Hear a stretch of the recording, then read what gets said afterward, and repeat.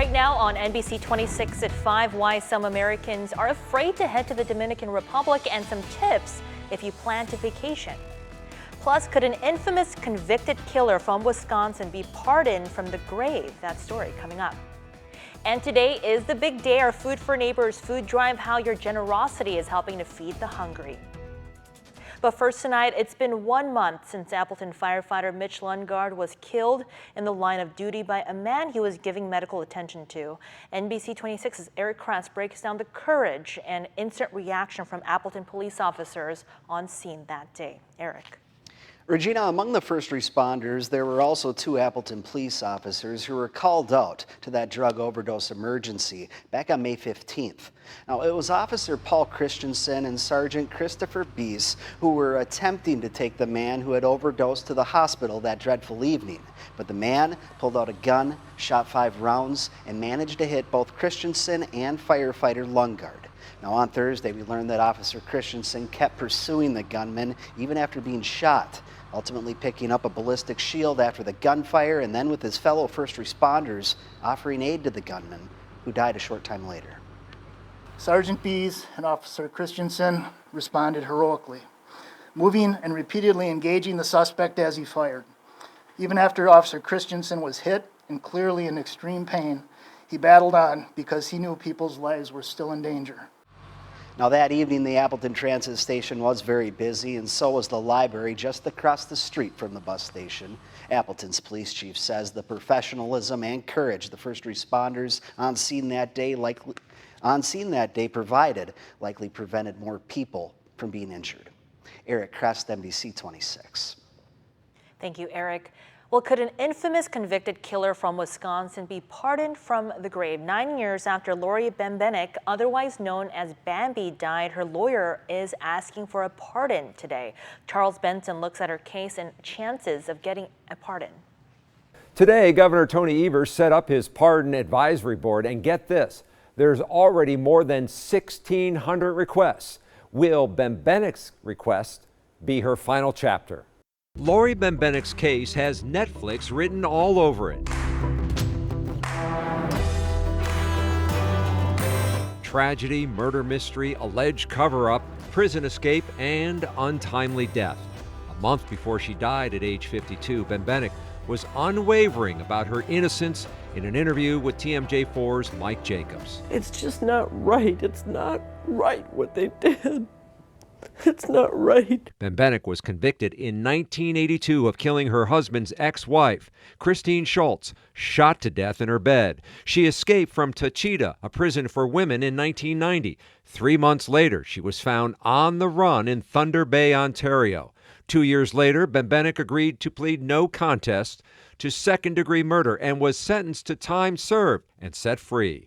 For the next couple of decades, she tried to clear her name until her death in 2010. Now, her attorney, Mary Ware, is making the case for Bembenek. Right now, we are trying to seek a pardon, a posthumous pardon for Bembenek, based upon new evidence that was garnered during DNA testing in 2002. Ware believes there is solid evidence to show that DNA results and ballistics testing on the murder weapon prove Bembenek was not the killer. If not Bembenek, then who? Ware wants the state to take another look at the DNA from the murder scene. We believe we have identified the male DNA that is the killer. It is now up to the state to do the comparison testing. So as you seek a pardon, are you also trying to seek the killer? Yes. Several efforts have been made in the courts to clear Bembenek's name, but all have failed. This may be the last chance. In the past, and it has been very unusual for a person to be able to get a pardon in a homicide case. Michael O'Hare teaches at Marquette Law School, and like most people in Wisconsin, he is familiar with the Bembenek case. He has written several books that touch on multiple legal issues, including pardons. How much leeway does a governor have? In Wisconsin, the governor has almost unlimited power to decide whom he would like to give this forgiveness to. Pardon boards generally look at the severity of the crime, redemption, and potential benefits from a pardon, like someone seeking employment. all potential hang-ups in this case. Bembenek's case is all about wrongful conviction and finding the so-called real killer. If the governor believes that somebody was wrongfully convicted, that would be a permissible basis for granting a pardon. However, that's not the typical way in which the pardon power is used. But with no relief from the courts, Bembenek's dying wish was a pardon. Well, turning the page now, travel experts are offering travel advice after at least 7 Americans died in the last year while traveling in the Dominican Republic. Dawn McCoy lost her husband to what she thought was a heart attack at the resort in Punta Cana. Now she isn't sure what happened. 6 other Americans died at 4 hotels, including 3 in just the last month. The FBI says those 7 deaths are not connected. A Wisconsin expert says no one has canceled their trip with her particular agency just yet. She suggests buying travel insurance and taking those extra precautions. Sometimes we go on vacation and we throw caution to the wind, and maybe we drink a little more alcohol than we normally would, or we're a little less careful with our possessions than we normally are. Now, other tips from travel experts include making sure your drink is from a sealed container. Also, some of the people who died reportedly got their alcoholic beverages from a dispensing system in the room instead of bottles. Well, let's turn to weather. Now, Gino, it's pretty gloomy and rainy out there. It sure is. We have another round of showers and even some thunderstorms rolling through the Badger State. It's been ongoing since this morning, and we still have a few light rain showers moving off to the east as we speak. Some of the yellows representing more of that moderate intensity rain. Just to our neighboring west over towards north of, let's say, La Crosse, east of Minneapolis, we got a little cluster of thunderstorms, and we could actually have additional thunderstorms fire up, especially to the Northwoods later on tonight. We'll have to monitor that and see if any of these storms end up training and causing perhaps some flooding concerns. But right now it looks like the Northwoods will have the best chance of additional thunderstorms, and it does look like a little bit of a wet weekend ahead. I'll have the details coming up. Thanks, Gino.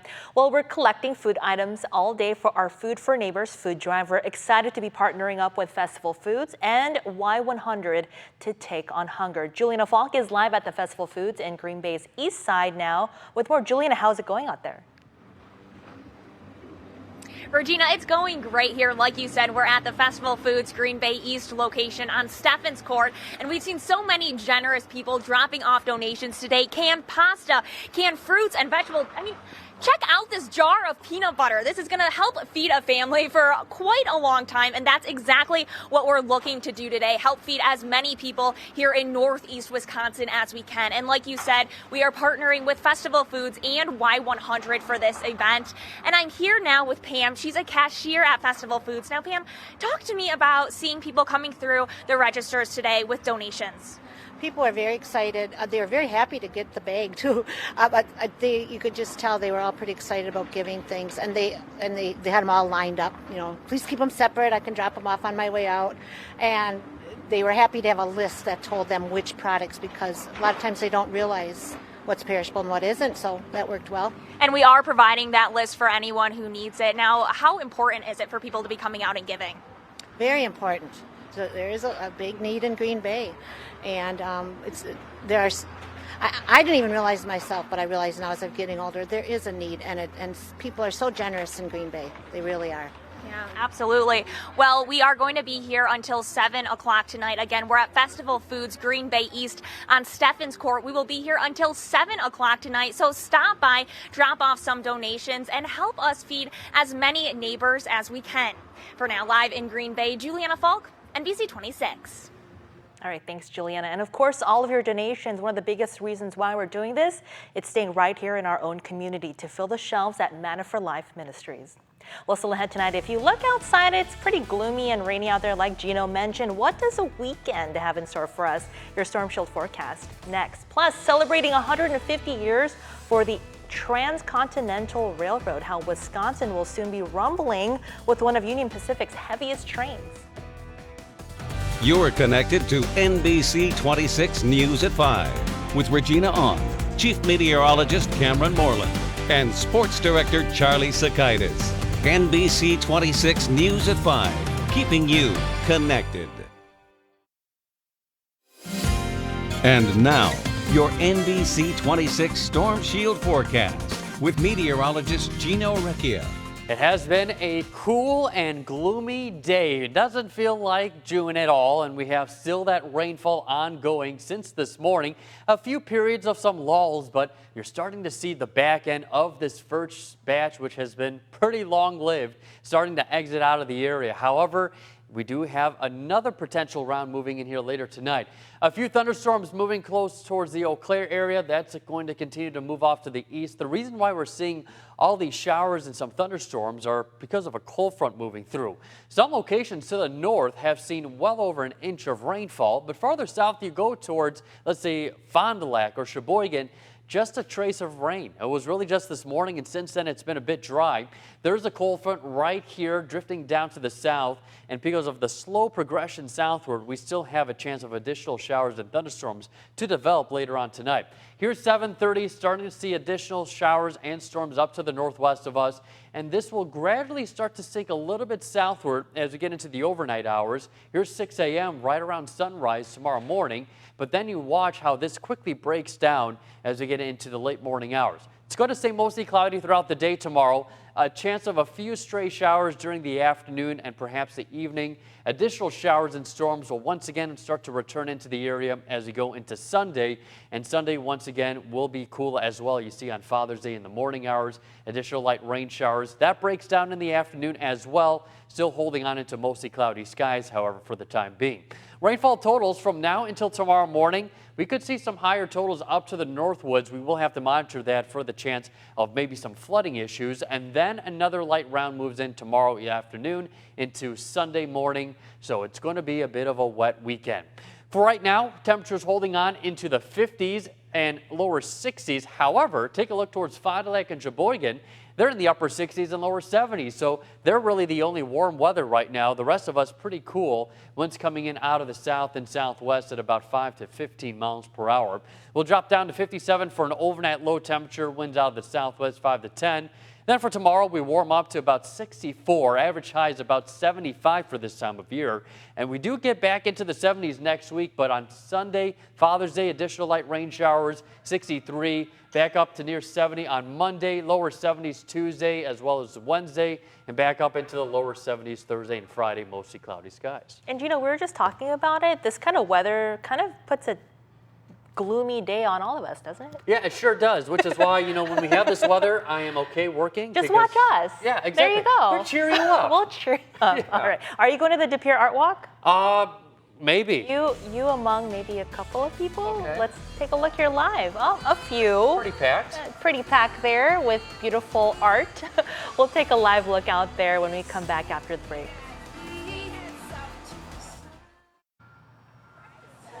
Definitely De Pere's Art Walk is kicking off today. Here is a live look out there. Visitors can walk through different businesses in historic downtown De Pere. Each business hosts a different artist showcasing their painting, jewelry, photography, and much more. As you can see, there's live music as well. And street performers out there, despite the rain. Go out there and have some fun there.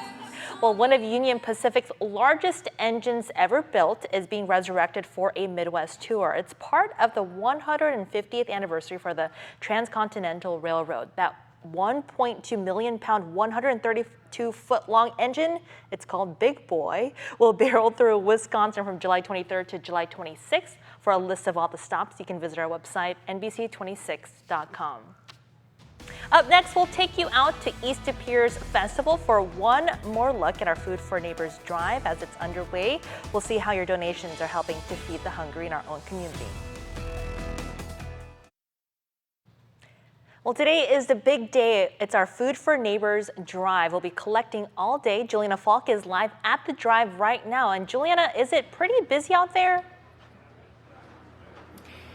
Regina, it is pretty busy out here. The rain is not stopping people from coming out and donating. We've been seeing a lot of generous people stopping by and giving their donations. Check out all of this food, bags and bags of food, and this is just a bit of what we've received today. Now, we are partnering with Festival Foods and Y100 for this event. Now, I'm here with Kyle the Big Lewandowski from Y100.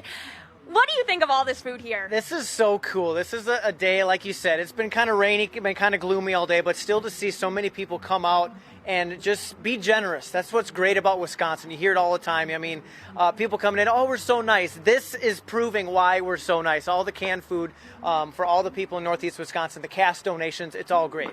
It's great to be a part of. Absolutely, and we are encouraging everyone to come out and donate. We will be here until 7 o'clock tonight. Again, we're at the Festival Foods Green Bay East location on Stephens Court. So come on down and help feed our neighbors. For now, live in Green Bay, Juliana Falk, NBC 26. All right, thanks, Juliana. And of course, one of the biggest reasons why we're doing this, your donations we'll see right here in our own community to fill the shelves at Men Are for Life Ministries. Well, coming up next in sports, it's State Girls Soccer. We'll take you to Milwaukee for all the action.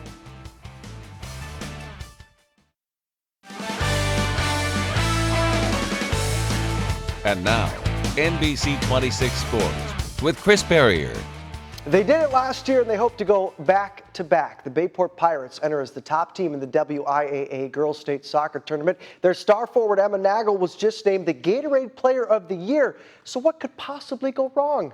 Well, the Divine Savior Academy of Holy Angels. That's what. To Milwaukee for the D1 semifinals. Picking up first half, a scary moment here. Holy Angels keeper Jillian Van Treek comes out to challenge, ends up in a head-to-head collision with Bayport's Mac Johnson. Both players went down hard. Johnson later returned. Keeper Jillian Van Treek did not. 35th minute of action. Sonia Carranz breaks the silence for Holy Angels, potting the goal just inside the left post, and it was all DSHA would need as they shut out the defending state champs 1-0. Tough break for Bayport. They finished the season 21-3. Fellow favorite in Division II Notre Dame also lost yesterday, so we're down to just one local team in the tournament, St. Mary Catholic out of Neenah. They'll face Oostburg Flying Dutchman tonight at 7 p.m. in the Division IV semifinal. Oostburg beat the Zephyrs early in the year.